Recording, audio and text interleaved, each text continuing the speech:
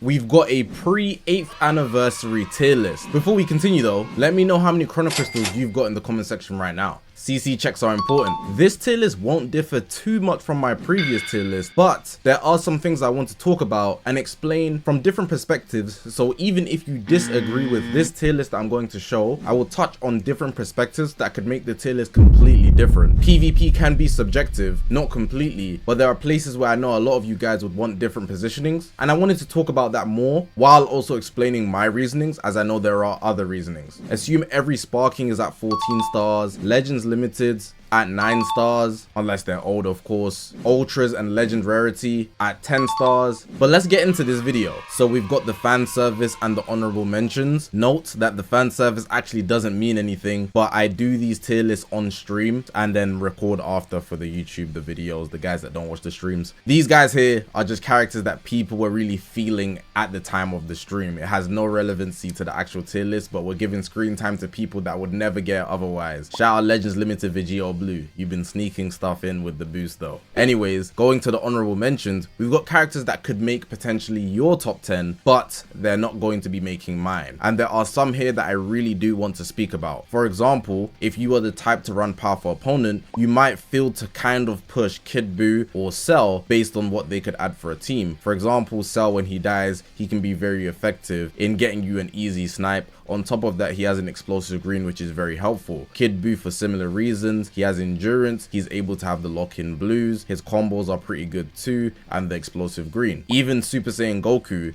people really love that KO guard. Me personally, I feel that he doesn't have good defenses, so I can't give him that edge to 10. But if you're running him with some of the top tiers in Dragon Ball Legends, he is exceptional. That KO guard can keep you in the game for a very good amount of time. With Zenkai buffs, he's gonna have the defenses then. And then also UI Goku. Some people like to play the skill route, and this guy, I've been using him recently myself. You run him with Rosé, that double blue, and the Zenkai buffs going the same way of God Ki Saiyan. He's going to push good damage, especially with his blue card. You stall with the gauge, just annoy the hell out of your enemy playing passive. Those are guys that I would really push, but some of these other guys are also in the conversation. So I know some people use UI, people think this Kaioken's underrated, and we've also got Piccolo here if you want to run a regen, even though it's not a more popular team. So you can see how this can work for you guys, but it's just not going to be in the 10 for me. But we already have the 10 here where it says it's open to discussion, meaning that if you want to take these guys up, go ahead. And they're honorable mentions, meaning that for you, they could easily make the 10 spot. But let's actually get into the top 10 now.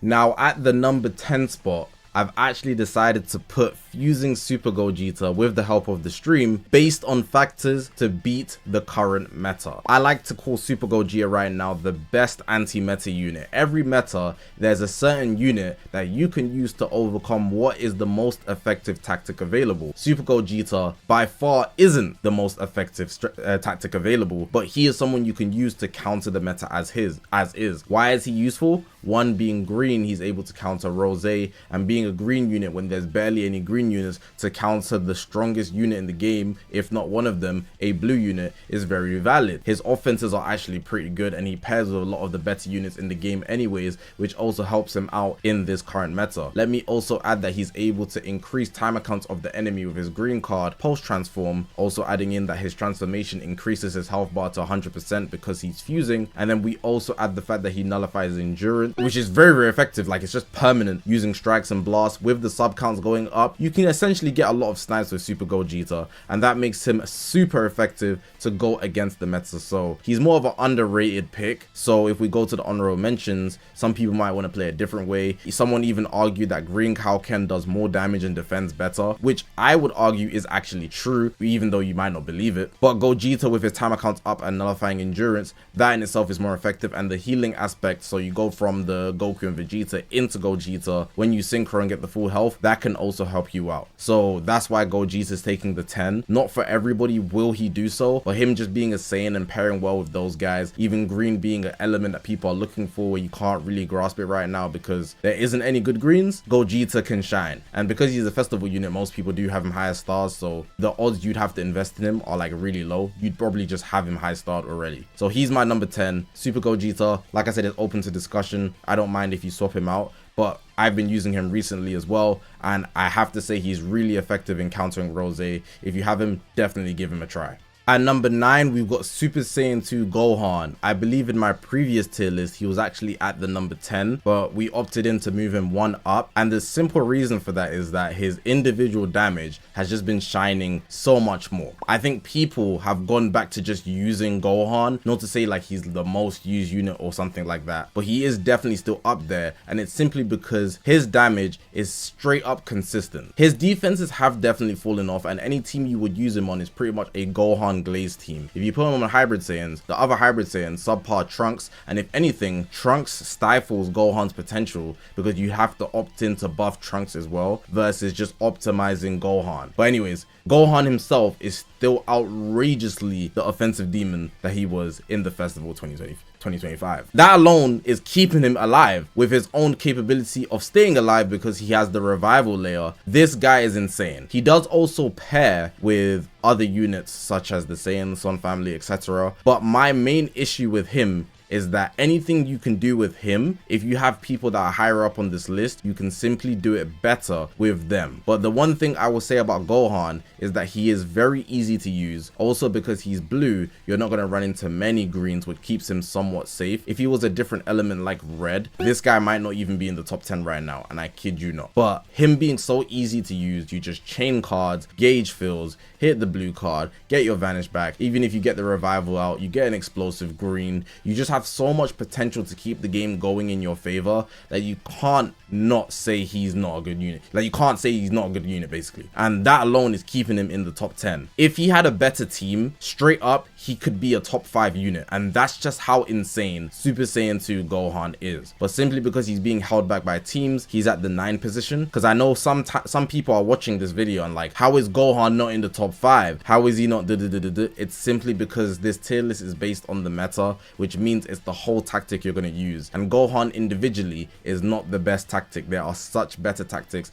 overall, the teams you can form, than just Gohan and any team you'd put him on versus other compositions, etc. So yeah, like, all respect to Gohan, like, this guy be nuking people even with weaker teams, and that's impressive. So imagine if he had a core strong team with 3 Hybrid Saiyans that are all round great, because it's really just him and Trunks, and using Trunks holds Gohan back. But if you had like a good support, like a very recent support, like who you gonna run? Future Gohan, Manga Gohan, not even bad, but they don't defend the best, you know what I'm saying? They're just supporting in terms of damage here and breaking combos here there. Anyways, that's Gohan at number 9. I understand Gohan's value, but this is not an individual tier list. It's not putting him up against just one unit. It's a lot of other factors like their element, etc. that's keeping him this low. We've got the 7 and 8, and it's both Super Saiyan 4s. The Legends Limited Super Saiyan 4 Goku, he got another platinum equipment recently, and we've also got Ultra Super Saiyan 4 Goku Full Power, who dropped for the Festival 2025 finale. Now with these two units, they can't go without each other. However, I have seen people run the yellow Super Saiyan 4 Goku, the Legends Limited, on other teams. So in my eyes, just a tiny bit, you might want to see him as more valuable than Ultra Super Saiyan 4 Goku. Whereas Ultra Super Saiyan 4 Goku, you can only run him on a GT build, while at least you need to have one other GT member. So Super Saiyan 4 Goku, the yellow one, he's not relying on anybody. But the Ultra is reliant on at least one other GT member, which kind of holds him back. That's why these two are interchangeable. I think most people would argue that Super Saiyan 4 Goku, the Ultra, his abilities make him more valuable in a game. His ability to break off a combo after 3 cards, his ability to stop rising rushes when one of your allies get rushed. His element as well, also being green, allows him to counter Rosé, which could add as a factor for his value. So in general, you want to be using Forku, but you can only make his potential hit its ceiling when Super Saiyan 4 Goku, the Legends Limited, is on the team too, because he's the second best GT unit available in Dragon Ball Legends right now. And with that being the case, Super Saiyan 4 Goku also not being the yellow one, not being restricted to GT, his value is that he's versatile, so you can run him on Saiyans without the Ultra Forku. So they kind of both shine in different ways. It's Ultra Forku's individual value, but then him being nerfed by the tie to GT, and the Legends Limited, he's so versatile, he can be run anywhere pretty much, but he's generally a worse unit. He does do good damage and he defends pretty well, but you know, he's not really doing anything anything to break a combo heavily. He does have the switching, which increases timer counts, which is nice. But besides from that, it's nothing too spectacular. It's just straight damage, you know, and support. So at this point, I've just decided to put them as interchangeable. Whereas before, I believe I had the Ultra Forku above the Legends Limited. But in reality, you know, I like using the yellow Forku more. But easily, I could see why Ultra Forku would be the better choice. But then he's barred by having a GT unit on his team. So it's just a consistent back and forth. I kind of just went back and forth a lot there, but you guys get the gist. If you're also wondering why they're above Gohan and Gogeta, if you put Bardock with these two guys, yellow, yellow, green,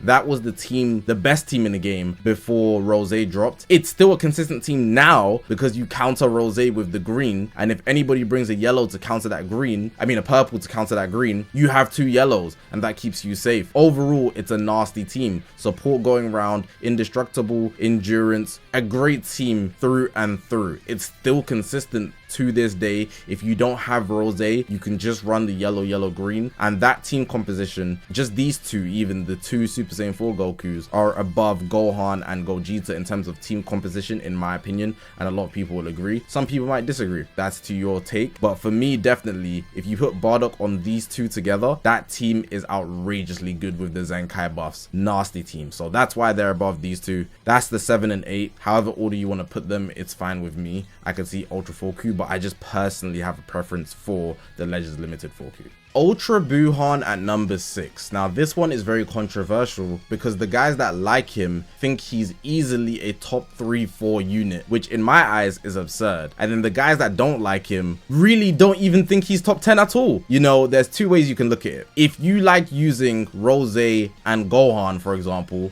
you will absolutely smoke this guy every game. One blue card, he's out of there. Even if you get a PV and you hit a strike, you can get off 70% of his health. It's crazy. So for you, he's absolute food. He shouldn't even be on the list. He sucks. There's all these perspectives. And then for the other guys that run powerful opponents, they leader slot him on Saiyans and they play super passive. It's absolutely free wins because the average Dragon Ball Legends player is actually not good at the game. Like, just straight up. If you just glide, you'll be able to hit these counters, utilize his gauge perfectly, basically play mind games on the enemy. So Ultra Buuhan, even though we can all acknowledge, even the guys at the top, his defenses aren't great, especially against blues, but against other people, he can do a little here and there depending on your investment. Of course, let's say 10 stars, right? Like I said at the start of the video, 3 copies. This guy is an absolute great unit. He's good. He's really good. And so I can see both sides, and that's why I've put him in what I would call the middle of the tier list. He is more optimal as an individual than the guys above if you pair him with the right units and you play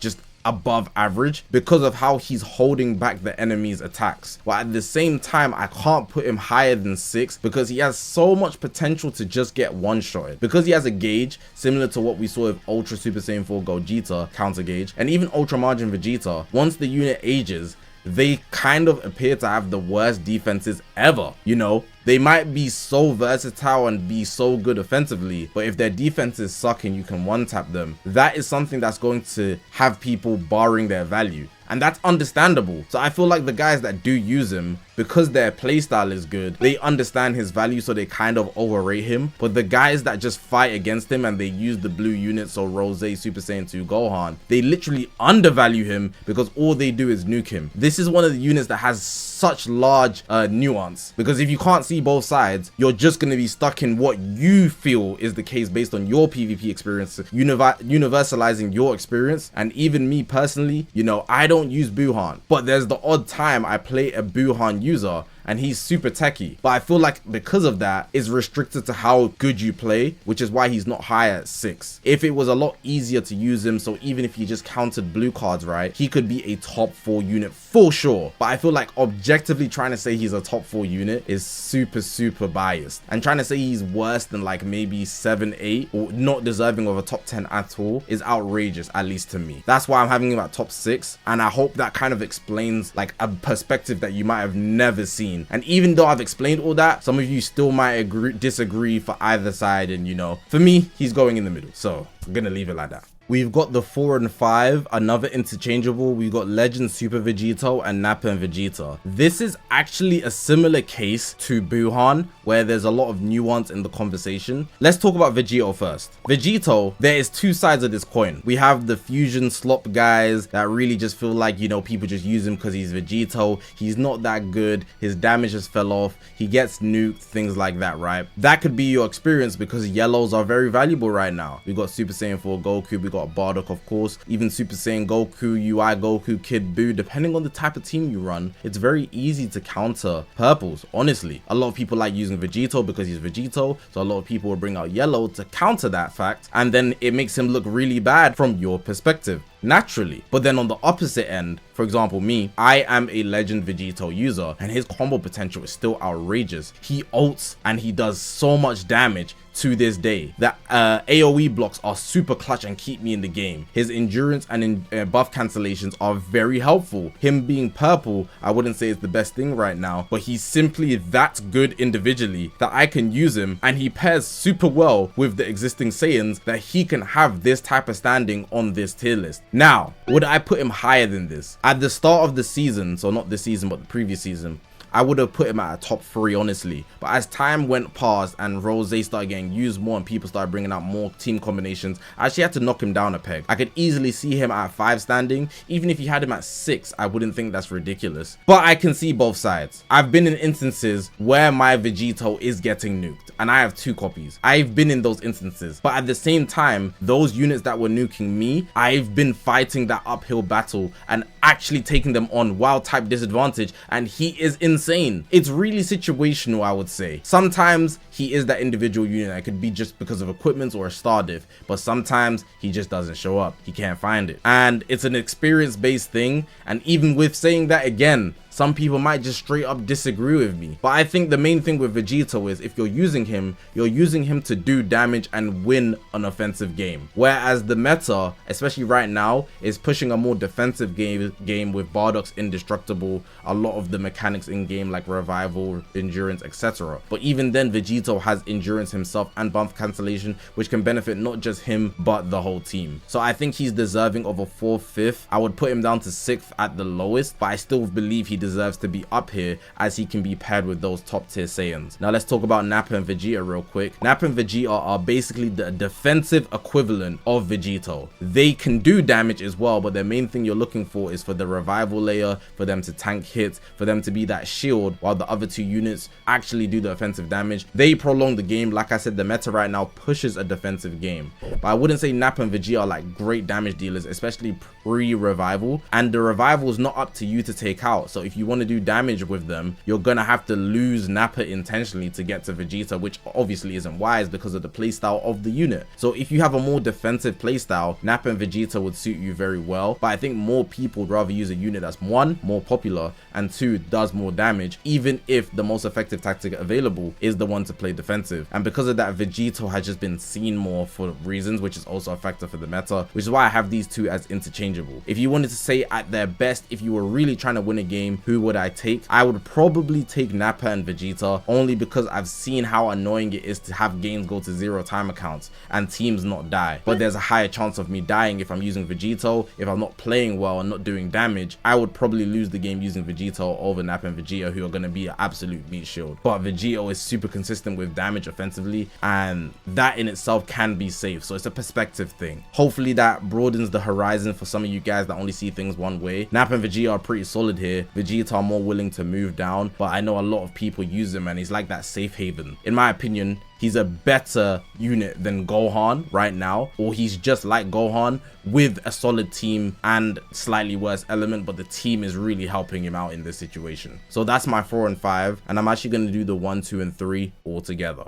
So yeah, here's my top 3. We got Ultra Trunks at 3, we got Rosé at 2/1, and we got Bardock at 2/1. If you want to have Bardock at 1 or Bardock at 2, that's fine. If you want to have Rosé at 1, Rosé at 2, that's fine. I think they could literally fill the same role, just in different ways. But these 3 in total, I genuinely believe it's the best team you could run in Dragon Ball Legends right now. A lot of people don't see the value of Trunks, so let me start with him. He does practically the same things as Bardock, except he has less damage naturally because he doesn't have the last stand stuff because of how Bardock's kit is built, and on top of that he doesn't have the indestructible, so his ability to survive will be lesser. But where he gets more value is the fact that he's able to be green. He's just green.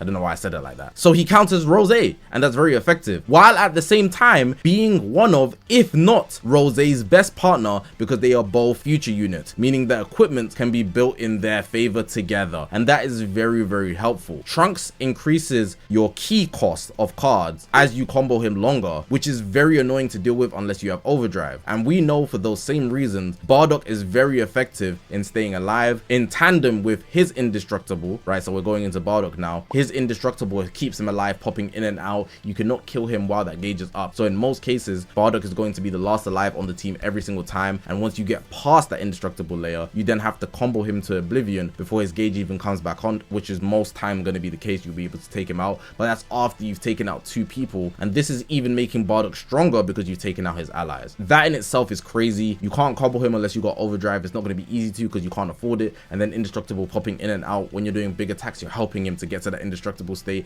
and he can just time the switching. It's a nasty kit overall. And Rosé, this guy is the main offensive guy in Dragon Ball Legends right now. Hella ults every time you get to the level 3. Endurance nullification, type neutral. This guy's able to break combos and heal a lot. He has buff cancels for the team. Very effective unit and safe element for the most part right now. Trunks is the only real guy that's putting pressure on him. Some people fall back on Fuku, and I've brought up Gogeta because you really want to get rid of Rosé with how dangerous he is offensively, but he's also on that level of Trunks, if not better. I would say better defensively, which is what having him at 1 and 2. So Bardock and Rosé, they are at the top of the game for obvious reasons. Bardock being damn near unkillable. I like to say he's the reason you won't lose, but Rosé is the reason you will win. And Trunks just adds to both of them perfectly, which makes the trio here unkillable and annoying to deal with. You won't get long combos, you won't do damage, and even if you do, you get it back. And if you don't worry about Trunks, right, so you'll probably be prioritizing Bardock and Rosé, Trunks still has the final hope slash. I didn't even mention it. So there's just so much going on that's overstimulating for most people. I can only argue here if I wanted to look at a different perspective, because some people might see Trunks, and even with everything I've said, they're just gonna be like, I don't really see it, you know, it's not real, I just nuke him. You probably use Vegeta, right? Makes sense. You probably use Nappa. Trunks can't break through you. Makes sense. But this is a free game. Not everybody uses that, so you can't always universalize your experience. I will also say that if you do want to devalue Trunks, I'm not actually opposed to that, but he links up way too good with these 2 units, with most people would acknowledge they are top 2, top 3 at the least units in Dragon Ball Legends. So that's my top 3. You know, I can understand Trunks being lesser, but for me, he's not, because of how well he syncs up with these 2 being a future unit, especially Rosé, and Bardock just being overall insane, taking every game to time accounts. So that's my top 10. As you can see, cleaned it up pre-8th anniversary. That's going to be the end of the video. Let me know what you think about the tier list that was made here. Did I touch on your points even if you disagreed on me? Because I know there are people that disagree with certain things that I'm saying. You might agree completely, so let me know that in the comment section. I tried to be as versatile with my opinion as I could be, so even if you disagree, I understand the perspectives that could appear. But if I didn't bring up your perspective, you should let me know in the comment section. But hopefully you guys did enjoy this video. Hopefully the 8th anniversary does go well. If you haven't already, make sure to press that subscribe button. We're on this grind to 200,000 subscribers. I appreciate you guys for watching, man. My name is Zakashi, guys, and I'll see you guys in the next one, man.